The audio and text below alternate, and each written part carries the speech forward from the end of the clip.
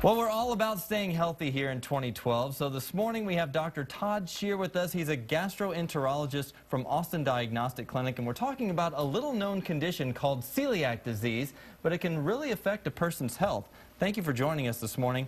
Talk about what is celiac disease. Well, celiac disease affects about 1 in 130 people in the United States, so it's quite common.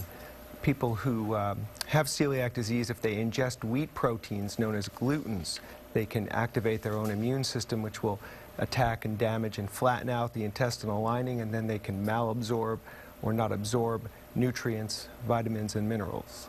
So it's a common, do people normally know that they have it? I mean, can they sense it, or do you have to kind of discover that in the process? Most patients won't know they have celiac disease because only about 20% of individuals will have symptoms. And those symptoms may include abdominal bloating, diarrhea, and those are very vague. They can also have other symptoms that are very vague, such as headaches, and they can also have fertility issues.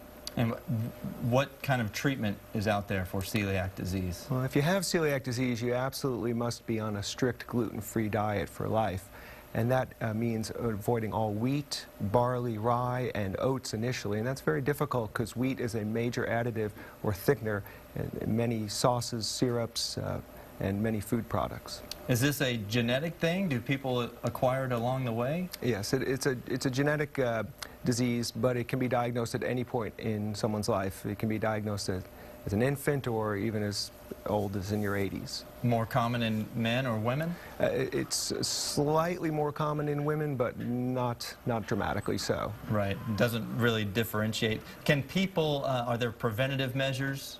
There's really no preventative measures. If you're going to get celiac disease, you're going to get it. But the nice thing about it is it's very treatable without any medications. It's just treatable through diet. Right, and there's plenty of gluten-free cookbooks and dietary books out there. That's correct. To check out. So thank you so much for being with us today. Thanks for having me.